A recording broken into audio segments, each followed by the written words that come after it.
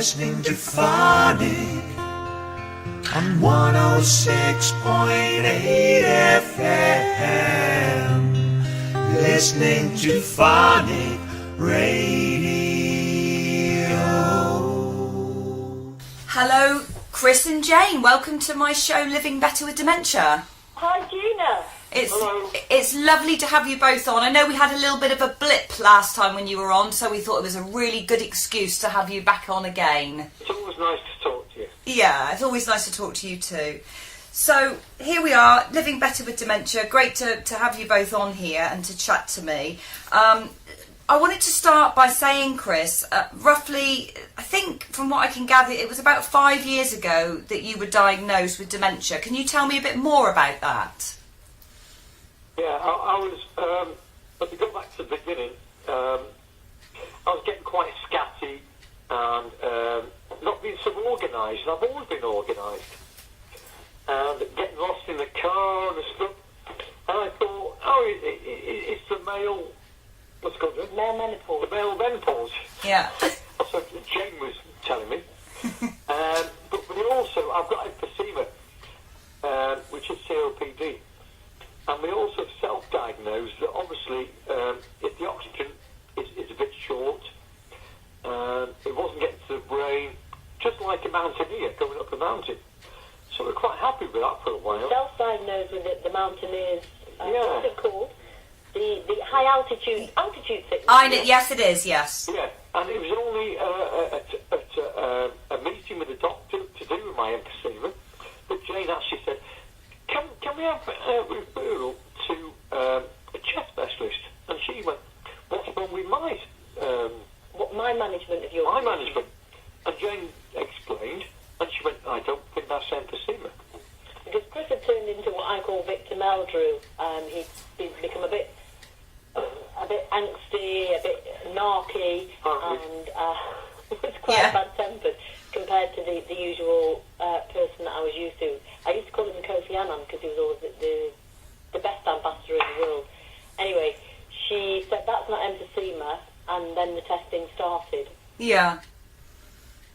So my first diagnosis, after about a year, 9 months, was it was obvious that I had vascular damage, because you can see it on the MRI and the scans,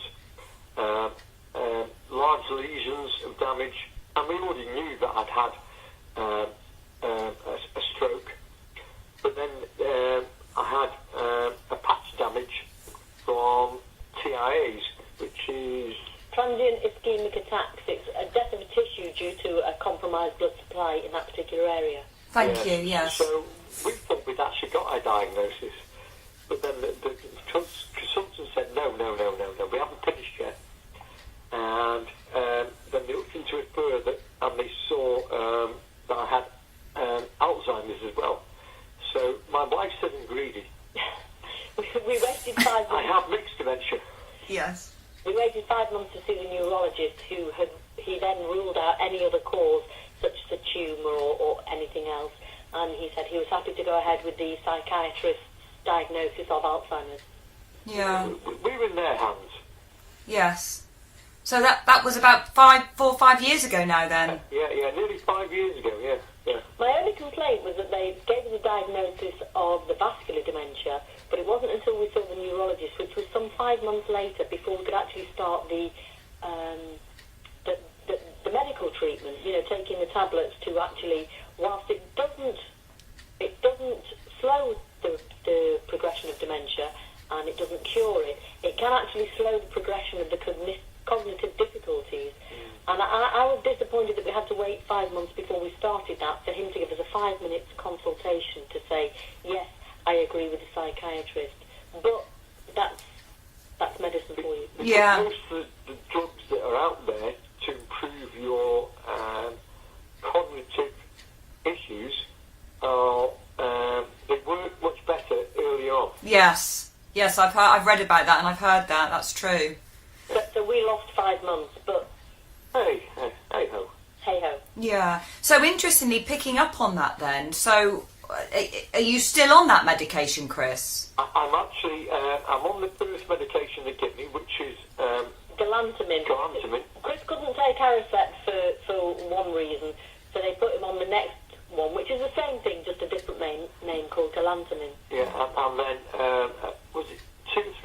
later. Yeah, 2-3 years later, we weren't actually happy because my progression was getting worse every 6 months. My score has never levelled at all. And I'm not asking for miracles, I just want my score to level. Yes. And for at least 1 year, which would be nice. But if we went down every year, even by 1 point or 2 points, which isn't massive, but it's still a discouragement. Yeah. And then being on the nice guideline review committee, I learned a lot of stuff. And I heard about co-prescribing. Oh, yes, yes. So I used my knowledge on that group with our consultant, and she went, yeah, okay. And I got co-prescribed Memantine or Abixa. Yeah. As it didn't actually change my progression, but it woke me up. Did it? And obviously it won't work for everybody because everyone's different. You know, that's the way of dementia, the way of people. We're all individuals. But it actually worked with me, and it didn't stop my progression, but it woke me up. And it took about 6 months before we could really say definitely that there was a difference. And we've had friends that have also been on the co-prescribing, and they haven't noticed any benefit at all. Yeah. We're just fortunate that it has helped us. Lucky. That's really interesting, isn't it? Because, you know, it just shows, I mean, we know that everyone is different, but it just shows you might, you know, have to persevere, see what transpires, and then go from there. Yeah. Exactly. You have to try every option and every door that opens. And luckily for us, knowledge is power, and we used our knowledge to ask for something. And for us it worked, but it's not going to work for everybody. Of course not. And the other thing is, and I've heard a lot of people say that, you know, some of the medication for them just doesn't agree with them because the side effects are too horrendous. Oh, yeah. We know lots of high-profile people that, quite high-profile in the dementia world, that they don't take any, what's it called, drug... They don't take any drugs. Yeah, they don't take any drugs to reduce or for the dementia because they've tried them and it just doesn't suit them. Yeah, yeah. It's so individual, you know. It's just, you can't manufacture one drug for all. No. And this is where I disagree with the money that's going into. Well, it's actually lack of money, but the money that does go into research is for a cure. There's over 200 causes of dementia. So let's stick at research for risk reduction and management. Yes, yes. I agree with that, actually, Chris. Not the magic cure. We mustn't stop looking for the cure. No, of course Let's look not. elsewhere as well. Yeah. Yeah. And we need to think about what's going on in the here and now for people like yourself that, you know, Chris, that have got dementia now as well. I think that's really important. Yeah. And I think if we stick at that, then eventually cures for all the dementias will eventually come. Yes, yes, absolutely. Well, So they still don't actually know what causes dementia. They think they have various ideas and various hypotheses, but they don't know what the cause is. So let's concentrate on making it better now. absolutely. And management. Yeah, I think that's it's so important, isn't it? How just you know, how are you feeling now, Chris, in yourself? I actually miss a lot of stuff, and I have to trust Jane on this a lot. Yeah. I present very well. I always have done. It's part of me, but I am progressing. Yes. But Just cracking on. yeah, I'm cracking on. And some people say, "How are you doing, Chris?" And I say, "I'm progressing quite nicely, thank you." And they go, "Oh, good." Yeah, one answer. Yeah. So I'm very aware. Well, I'm not aware, but thanks to Jane, I am aware. Yeah. And thanks to my kids and stuff like that. I'm very aware that I'm cracking on. So that makes me more in a rush not to retire Yes. and to carry on concentrating on what I can do. Absolutely, and that's such an important message, isn't it? Focus on what you We can. really want to carry on doing all the work that Chris is doing because his window is closing. Yes. And Yeah. we only have a small window, and nobody knows when that window will close, but we have to do as much as we can whilst we can. But also bearing on that, we've also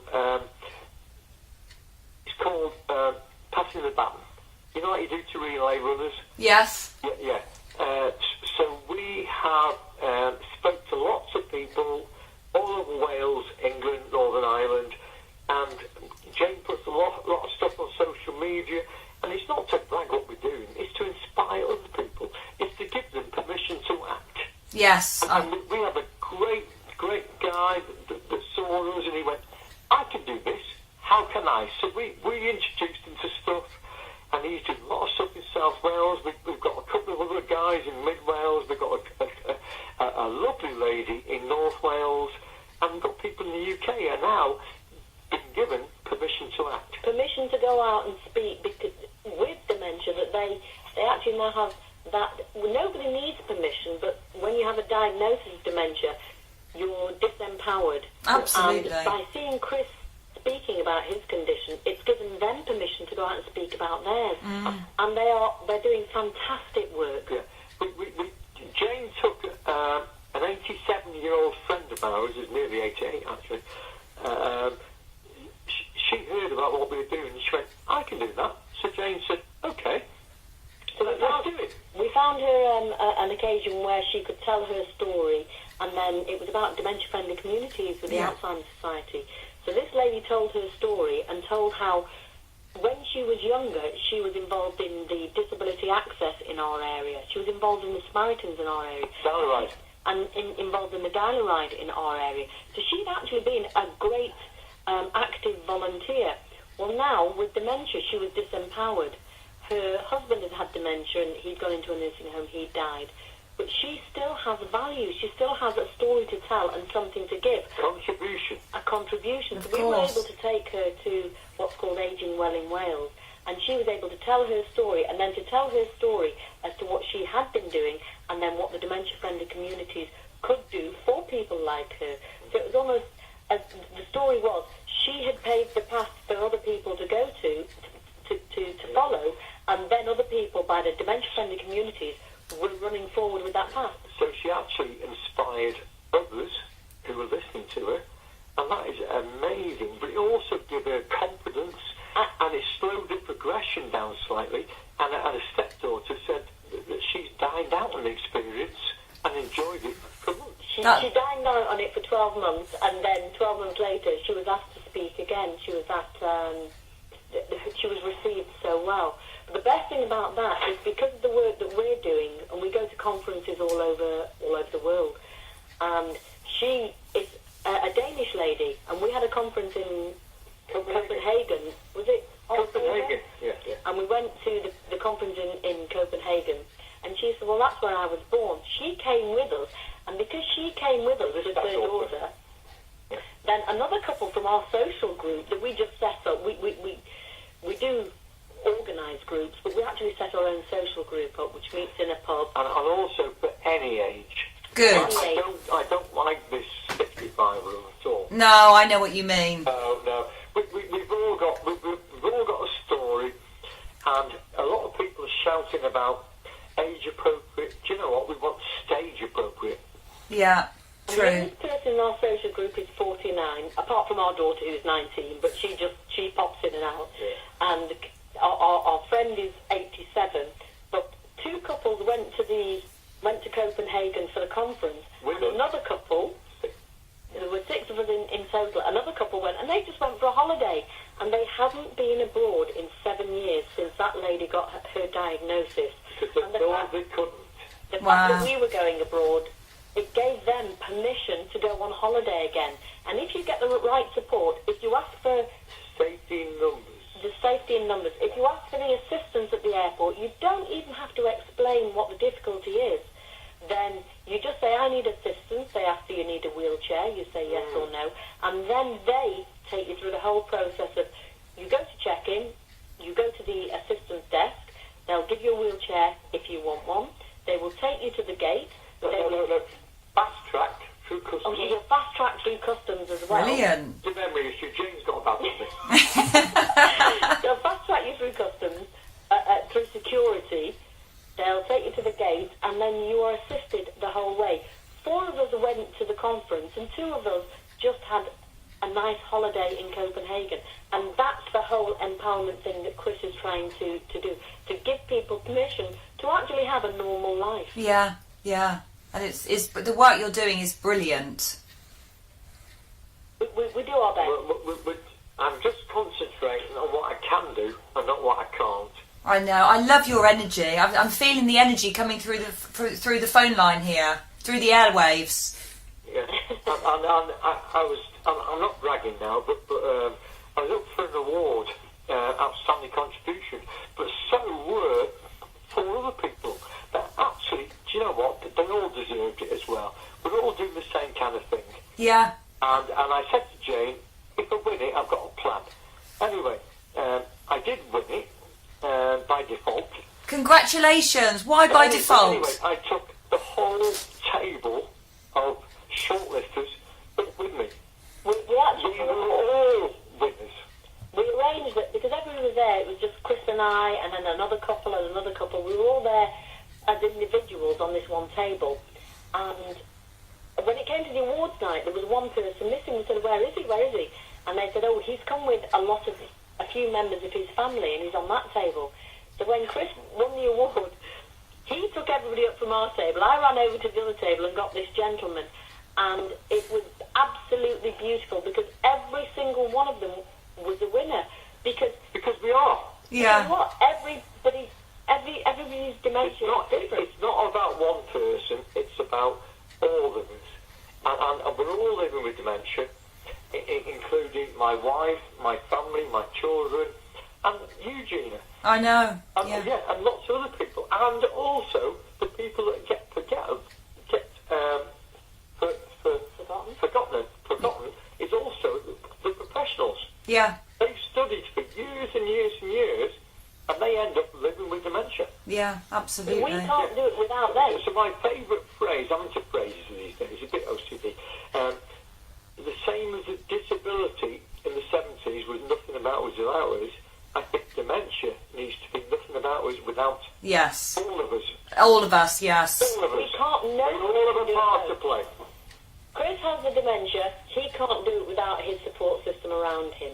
I can't do it without my support system around me.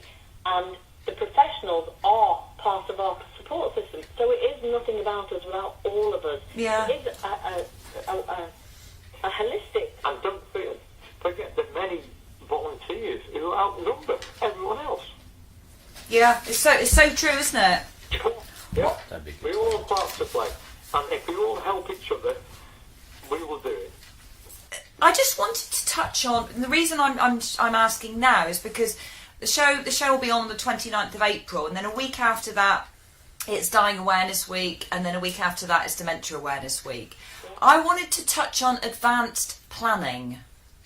Have you got an advanced plan, Chris? Or Jane even? Yeah. We wrote it all out, and then I put it somewhere safe. When I was first diagnosed, we don't know where it is. He said we wrote it out. He wrote it out. I knew nothing about it. Yeah, but I do have a complete plan. I don't want to die at home, because I don't want the home as being remembered as where Dad died. I also want care in my late stages somewhere else, because I don't want my family and my children doing care that they weren't even put their hands up for, they're not even trained for. Yeah. You know, and a lot of people don't realise this. A lot of people feel very guilty when they put someone to a home because they think that they should be looking after them, and no, they shouldn't. No, they shouldn't. But the question this raises is, Chris has said he doesn't want to die at home, but we had a really big discussion which was touched upon in a programme we did for the BBC. Sorry, I keep slapping. What is home? And Chris has said, I don't want to die at home. But after quite some time of discussion, then it turned out that he doesn't mind dying where he lives, providing where he lives is not in our family home. Yes. So Chris does not want to die in the family home. He doesn't mind dying in hospital or if he's in residential care. And that was a really important conversation to have, because he just said, I don't want to die at home. But we have to discuss what home means to Chris, and he meant he doesn't want to die in the family home. And that was a really very powerful conversation that we had. It was very difficult. difficult, and it only touched upon it in the programme, but it was very difficult and hard, because I was saying, I don't mind you being at home, I don't mind doing that care, but Chris does not want his family to do that care, therefore I have to actually accept his decision, whether I agree with it or not. Yeah. But I accept his decision, and I have given Chris the undertaking that I will do the best that I can to make sure that his decision, his wants, are fulfilled to the end. Are you recording this, Gina? Yeah. Right. But also, oh, God. Oh, gee. Now, I had a very good thing to say, but... Oh. Never mind. It's the way you're the oldest. I don't mind. That's the oldest. Well, yeah. It's very important to have these conversations early, because later on, Chris may not be able to articulate exactly what it is that he wants. And I've seen lots of things where people have said, "Oh, my mother wanted that," and it's their perception of what the person with dementia wanted. And we need to have these conversations early, whilst the person with dementia is able to say, "No, actually, I really want this."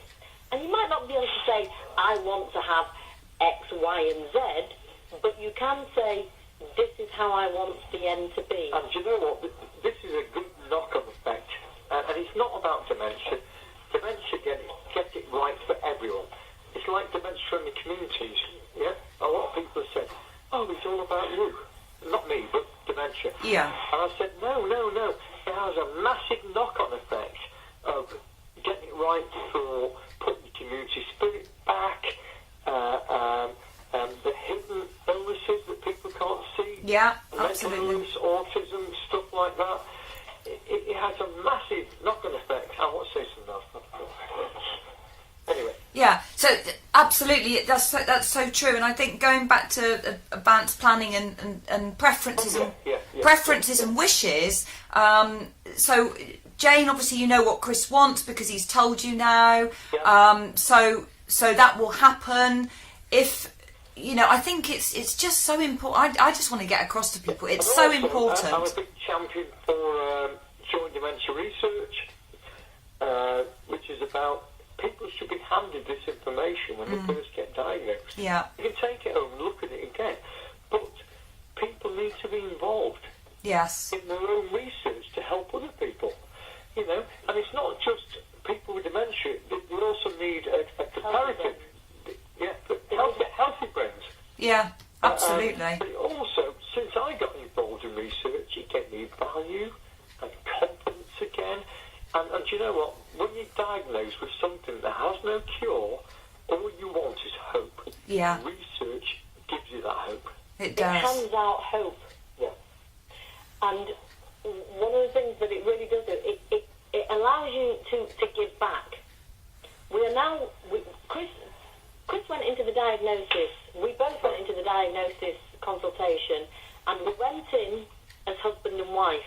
Oh, yeah. We came out as patient and carer, and at least with the research, that gives us hope, and it allows us to give something back to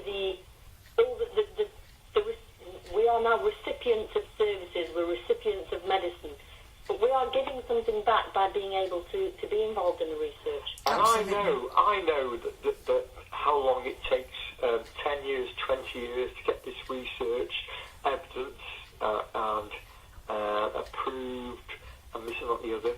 But you know what? It doesn't stop you helping your children. Absolutely. Your children's children.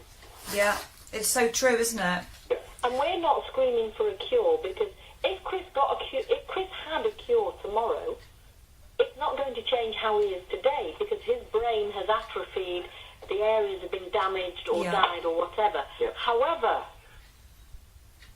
the cure can come later on. Yes. So we're not great advocates, but it will help our children. So we're not saying that we're not looking for a cure. Let them go for a cure, but we actually need research now. Yes, it's so true. The management of the Christian. And I realise we're quite moxie now. We're on a platform. We're on a soapbox. You are. On that note, what I get a lot of trouble for on social media is to say that it's not the worst. it's not. If I had to have a life-changing illness, I would rather dementia than MS, motor neuron, being paralysed, because at the end of the day, I'm the lucky one. I will forget. I have heard... My family will always remember. Yes. They are the people that have to live with dementia forever. Yeah, absolutely. I've heard many carers say, spouse partners say, I didn't sign up for this. And I understand exactly where they're coming from. Yeah. However, what did they sign up for? Did you want him... I prayed for Chris to have a brain tumour instead of dementia. Well, he would have been dead in 6 weeks. Absolutely. I've now had 5 years of intense life with Chris. Yeah. But we have been given a diagnosis that we know the window is closing, and we have made the best of life. I wouldn't have had that with a brain tumour. And so it's a double-edged sword. And it is an absolute terrible illness, don't get me wrong, and especially for those around me, my family, my friends. But later, there are worse. yeah, later will be dreadful. But there's no guarantee we'll get there. We just had an uncle die. I'm the lucky one. I'll forget. Our uncle had dementia, but he's just died of cancer. Yeah. Yeah. There's no guarantee you will die because of dementia. You will die with dementia, but there's no guarantee you will die because of. No, it's so true. Most people die with dementia, not from it. Yes. Yes. With it, yeah. So can I ask you, before we finish, can I ask you both a question? Yeah. So this is to Chris, this is to you, Chris. Right. What piece of advice would you give somebody that has a timely diagnosis?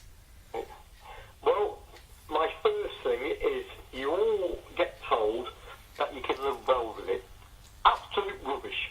Who does live well with it? Do you? Without an illness?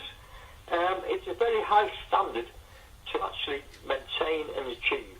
But the emphasis does have to be on you can live alongside it. Yes. With an illness, you have to adapt and you have to change your way of life. You have to embrace the illness. You have to change your outlook, and you have to be proactive. You have to accept what you can do and concentrate on that, and not what you can't do. And I think that's a about anything else. And that's a really key message. What else will do it? Yeah, and that's a really key message, isn't it? To focus on what you can do rather than what you can't. Don't look at your deformities. No. Disabilities. Yes. And it's not about disability, it's about enabling. Yes, exactly. Enablers, not disablers. Yeah. As Chris's wife, once we had the diagnosis, I inadvertently disabled him. What I should have been doing was enabling him. Because he'd had a diagnosis, I was doing things for him instead of letting him do what he'd always done, and when he was unable to do it, then I would step in and do it for him. Yes. I think it's the only illness where you don't want wrapping cotton wool. Yes. You Yeah. don't want your life managed for you because it will disable you. You need supporting And empowerment. enabling. Yeah. So actually, you've just answered my question, Chris. Sorry, Jane. I was going to say to you, Jane, as a care partner, as Chris's wife, as a mum, and everything. My care partner is my wife, And your my children, and Jane has also become my PA and logistics manager.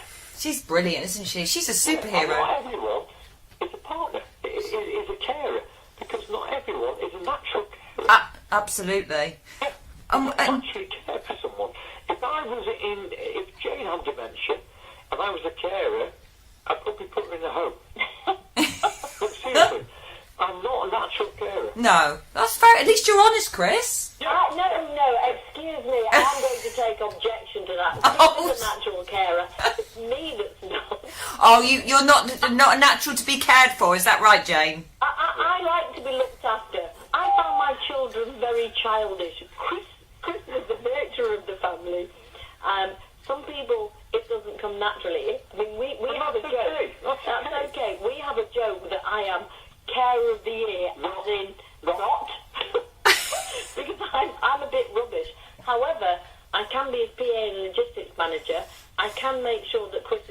able to do as much as he can. Yeah. My daughter will remember my medicines. Oh, bless her. She's a star. So, She's fabulous. She's really, really good. She's a much better carer than I am. Oh, so but Jane, what would you say to a carer? What it doesn't matter what term it is, but if somebody else came along and their partner was diagnosed with dementia, what would you say to that person? The best piece of advice I can give is to be hands off. Yes. Do not be too rushing in to help and support. When somebody gets a diagnosis of dementia, our first instinct, particularly as a woman, is to rush in to feed them chicken soup, wrap them in cotton wool, put them to bed until they get better. Yeah. With dementia, you're not going to get better. You are the best today that you're ever going to be. We have to be very, very hands-off and allow them to do what they can whilst they can. And where they are unable to do something, to step in and to support, to be the bridge. Enable. Yes. Enable, to be the bridge, to be the enabler for that particular thing they can't do. For instance, Chris is unable to make a cup of tea. But why? Because he cannot open the kettle. Oh, yeah. So I open the kettle for him, he puts the water in, he does everything else. If I take over and do the whole making the cup of tea thing, then I have disabled him. Yes. Instead, I open the kettle. And in fact, in our house, because I'm quite lazy, I bought him a push-button kettle, so now he can open it. So he is still able to make the cup of tea. That's good. That's great. Yeah. That's brilliant. It's about Finding a way around the problem. yeah, find a way around the problem, adapt. Adaptability. And I just wanted to say, it might be out of turn here, but you can also edit it. I hear a lot of young people on about age-appropriate care. Do you know what? There's no such thing. Because there's people in 65 or 70 sharing their care with 110-year-olds. Yeah. Oh, yes, I We know. all have the same illness, and we all have a story to tell. Yeah. It's about, and I've spent my time in care homes, and retirement homes, and I have done that. It's about stage appropriate, Yeah. Not age appropriate. not age appropriate. People need to share their lives with age appropriate. It's also frightening if you're in moderate stages where you go into a care home and there's people in late stages. I know. I've seen that so many times. Yeah. So let's have rooms for stages. Yeah. And then it won't promote people having to spend money on new homes. You know, it'll be so much more achievable. Yeah. We heard a story today where somebody's mother has been she's moved from the other side of the UK to here, and she's been placed into a care home. And the woman's actually having difficulty, and she's getting a little bit, a bit frightened and a bit aggressive. And we said it's because she's frustrated. She's in a care home that is not appropriate to her needs. She needs to be in a residential home that is appropriate to her needs, as opposed to a care home that's a bit more advanced. Yeah. No wonder she's having frustrations. I'd be kicking off if it was me. Yeah. It's so true, though, isn't it? Stage appropriate. Everyone thinks about dementia, they think, obviously, care. Yes. But it's not about care, because there's more people with complex needs in care, and they need to start somewhere. There's a beginning and a middle to dementia, Yeah. or the end. Yeah. All the late stages and then. It's so true. But all that. There's loads of local stuff. When we say we run a support group, we phone everybody up on the last Tuesday of the month. We run a support. And it's a support group for people with dementia, people supporting people with dementia, and anybody who has an interest in dementia or any cognitive difficulties. And it's just, we meet in a pub, we have a few drinks. we Love have a it. chat. It's also about inspiring other people, which we've done, and passing the baton. Yes. A lot Yes. of people in Wales now speaking out with our support. I know. I've read about this and heard about this, which is brilliant. Thank you so much for coming on to my show. But before you go, can you introduce your song? Song? The song that you love, you both love. I know it, but you... I still love the Glenn Miller song. I'm still here. I'm still here. Yeah.